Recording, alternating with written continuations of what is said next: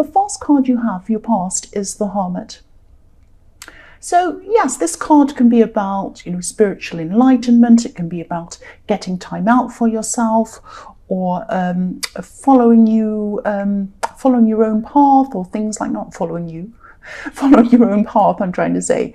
But yes, it can be about all sorts of different things. But I'm seeing a lot of kind of mixed things in this card, actually. Yes, I'm seeing you were by yourself. You were by yourself for a while, on your own for a lot of this time.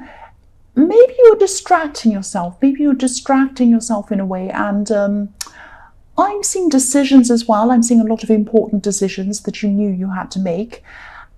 These were very, very big decisions, actually. But you were kind of distracting yourself in a way. You were by yourself, and you had times where you tried to focus on these issues or these decisions. But then after a while, you'd become kind of overwhelmed. And then you went back to kind of distracting yourself again. I hope that makes sense. It's kind of going backwards and forwards. So this was obviously a very, very difficult thing for you to decide, or to even think about. It really stressed you out. So, if this resonates and you're still going through this, through these things, in the times when you feel ready to focus, use that time to do as many things as you need to do around these decisions. Practical things, write lists, do whatever you can, make phone calls, go out and do what you need to do, and make the most of that time. And then switch off when you need to, and go back to your distracting or your kind of resting or whatever else it is when it becomes overwhelming. Don't spend the time with all your energy running around stressing. Spend it doing things very practically. Try to get a clear head, because you can only spend so much mental energy on this, because I can see these are great, big, enormous decisions, and it really stresses you, and then you just become exhausted. That's what I'm seeing. And I'm also seeing that some of these decisions, they might not have a real deadline attached to them. They probably have deadlines that you're attaching to them. That's what I'm seeing. Even though, yes, they need to be done, but there's no actual, this has to be done by this time, or, it's not like I need to pay my electricity bill by this date or it'll be cut off. It's not that urgent. Yes, these are things that have to be done. These are decisions that have to be made, yes, and they are very stressful for you. But there's no kind of, what I'm seeing is there's no actual big deadline. You're making the deadlines in your head. Now, I'm not saying, just do it whenever.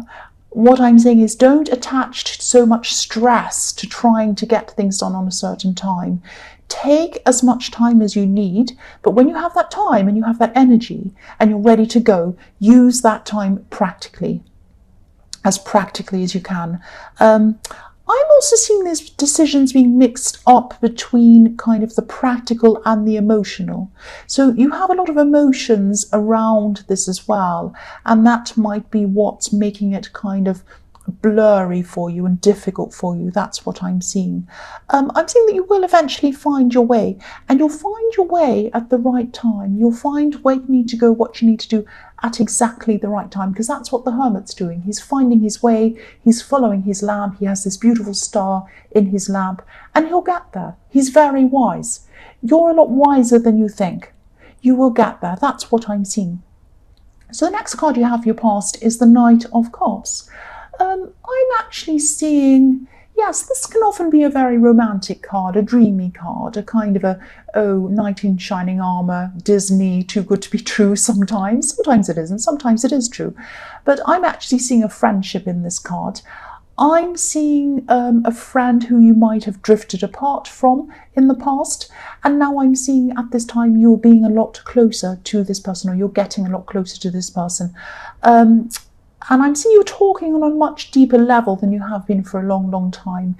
So you are still going through a lot at this time, and you probably still are. I mean, it's probably still happening now, but this was really stressing you. All these decisions and everything was stressing you at this time.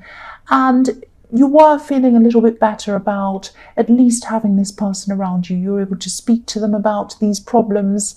I'm also seeing you talking about a lot of other things as well. And this person was opening up to you too. I'm actually seeing you feeling a little bit surprised by how much they were opening up to you. because I think one of the problems you had in the past was they weren't opening up to you about some things, and you kind of had some questions around that. You might have felt as if maybe they weren't being honest. Now, I'm not saying they were. I'm saying this is an honest person, but you kind of were suspecting things about them. And I think this is probably your kind of background that you've had, where you haven't trusted a lot of people, and that kind of makes you mistrust or kind of not quite trust people that you even should be trusting. You find it hard to kind of know who you can and who you can't trust. But I think this is a person who you can trust, and you have had some ups and downs with this person I'm seeing. You've probably fallen out, because I'm seeing that they've come in and out of your life, maybe even more than once. And I think this person's been in a few of your readings, actually. So they've been around you a lot, and that's a good thing. I am seeing that's a good thing. So yeah, hold on to this person. I'm seeing they're a very good person to have around you, both on an emotional level and on a practical level, and you help each other. I'm seeing that. So the last card you have for your past is the Eight of Swords. So yes, this is about these decisions again, obviously. This is about feeling stuck, struggling, and not knowing what to do. It's like you made one big decision initially, and then there were some other decisions that were equally as big that came from that you had to make. So you had one decision behind you that you made that made you move forward, and now you have more to make. And you need to move forward into those, but you're a little bit stuck. You're more than a little bit. You're kind of stuck, and you're not sure kind of what to do. I'm also seeing you trying to break away from some kind of an old lifestyle that you've had, an old way of doing things, an old way of thinking maybe. This is something that wasn't healthy for you. Now, I'm seeing there were temptations around you at this time, a lot of temptations, but you're determined not to go back into these temptations, which is really, really good. It's amazing that actually you weren't tempted by all these old things, because you had a lot of stress going on, and that's when temptation is at its highest. I'm not saying you're an addict, but I'm using this as an example. If someone's an addict, if they're addicted to whatever it is, could be drinking, could be shopping, could be drugs, could be anything. I'm not saying you're an addict again, don't be angry. But if anyone has any of these problems and they go through this time of being very stressed, that's kind of a difficult time for them. That's when they can easily go back into these temptations. So whatever happened in your past that you were doing, it wasn't healthy for you. It might have even been a way of thinking. It might have been anything that you could have been doing. And you moved on from that, and you weren't falling into these temptations. So all I can say about that is congratulations. That's amazing. So the first card you have for your present is the Eight of Pentacles. So yes, hard work. Here we are. You're working really, really hard. And you always do work very hard. I'm seeing you could be struggling to concentrate on your work, maybe on your day-to-day work, because you have all of these issues and these decisions to make, and it might be impacting on your work. And that's something you hate, because you really are very serious about your work. You're very you're kind of almost a perfectionist about your work. So you want to make sure you do very well, but I'm seeing that your work might be falling down a bit at this time. You might not be concentrating as well as you usually are because of all of this stress around this. But you love your work. You don't want to stop doing your work. It might be the only stable routine-based thing that's around you right now. This is what's keeping you going, this routine. It's helping you to get you through this. So I'm seeing that, it's a routine, but it's also a bit of a distraction from these problems as well. So it's some of the time you can't concentrate very well, but at other times you're kind of using your work as a distraction. So it goes backwards and forwards again, I'm seeing. So you might have, you might have to even, you might have to take some time out from your work for a while to kind of get these other things sorted out, so that your emotions around these things aren't impacting on your work. Because these problems are affecting everything. And I'm seeing a big blurring between emotions and work and everything else and these decisions. And it's all like a great big jumble. And this really, really does not feel good. Obviously, it feels bad. It's not a disaster. It's not like, oh, you're going to lose your job tomorrow, or, oh, everything's going to fall apart, or it's going to be... It's not like that. What I'm seeing is it's not as high a standard as you'd like. Now, to everyone else, that high standard might be somewhere a lot lower than your standard is. I'm not Aries, because I'm Aries, people say, oh, I'm kind of showing off and I think I have higher standards than everyone else because I'm Aries. I'm not saying it for that reason. I am seeing that you have very high standards, and it might feel like a disaster for you to may have those standards be lower than they actually should be, as far as your thinking is. Excuse me, I'm going to cough. Sorry, headphone wearing people. But yes, you might have to take some time out to solve these other problems and then come back to your work. Excuse me, I'm really sorry. Because I'm not getting a disastrous feeling around this, but I am getting a stressful feeling around this, obviously. So the next card you have for your present is the King of Pentacles. So you might actually, again, you might have to take this time out. I'm seeing that again. Take some time out from your work. Yeah, I'm seeing that you might have this fear of actually taking time out from your work. You might be thinking, oh, if I take time out, I'll lose money, and I won't have that, and I won't have this, and if I stop, I won't be able to do that. You can take some time out. You won't lose out. All you need to do is plan properly. So it might be that you plan to take some time out in a month or 2 months or something like that. And what you can do in that time is you can save some money, put some money aside, lessen your spending in other areas, be a bit tight for a while, and then you have some money aside at that time, so it's not so bad for you and you're not as stressed when you're taking that time out. It might be something like that. There are all sorts of things you can do so you won't lose out. But you always have this stress of, oh, I know I need to take time out. I know I have to deal with these problems. But if I do that, I'm afraid I'm going to be losing money, because this King's all about money and all of that thing. Now, I'm not saying that you're like, oh, I need money and you're greedy. It's not like that. It's just that you might be a little bit afraid to take that time out. And don't be like this King. He's bound down by his money. He's bound down by these heavy robes. He has money. He has everything. But he can't move. Don't be like that. Don't think, oh, if I take some time out, I can't because I'm going to lose money. That means you're bound down by money. Obviously, we all need money, but there are ways around this. There are ways that can free up your time for you. That's what I'm seeing.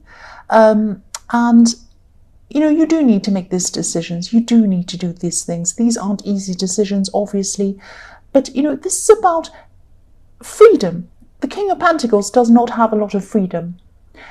If you take some time out, you make these decisions, it's all done, it's all finished. Imagine how much freer you'll feel. And also don't think about, because the other thing I'm seeing with this is, you might be thinking that, oh, if I make this decision, it's great, and if I make this one, it's terrible, it's going to be a big disaster. And you often have this kind of all or nothing decision-making feeling around these decisions, if that makes sense. It's like, this person's fantastic, this person's terrible. This decision's great, this decision's horrible. It's not like that. There are lots of degrees in between that. And also you can make a decision and make a decision that will last for a few months. And you can say, okay, I'll make this decision. I'll try this. If it doesn't work, I can change it.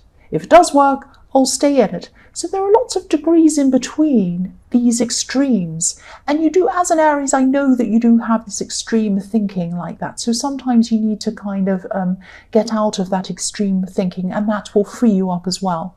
So the last card you have for your present is the Nine of Wands. So Yes, I'm seeing this is about someone.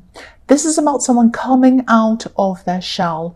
This isn't you. This is someone who might have been romantically interested in you for a long, long time, and they still are at this time.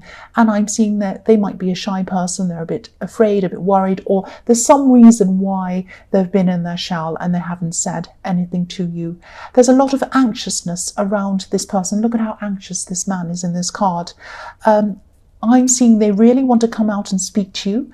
Maybe, they've been secretly wanting to do this for a long, long time. And I'm seeing this person might already be talking to you, just on a kind of a basic level. They might be working with you. They might talk to you in other areas of your life. I don't know where, but they might just be chatting. Hey, how are you? How are you doing? Whatever.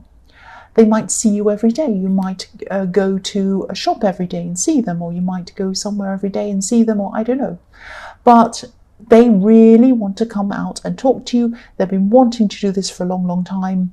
And yes, you might know who this is. I'm seeing that again. They're ready. They're nervous. I'm seeing that.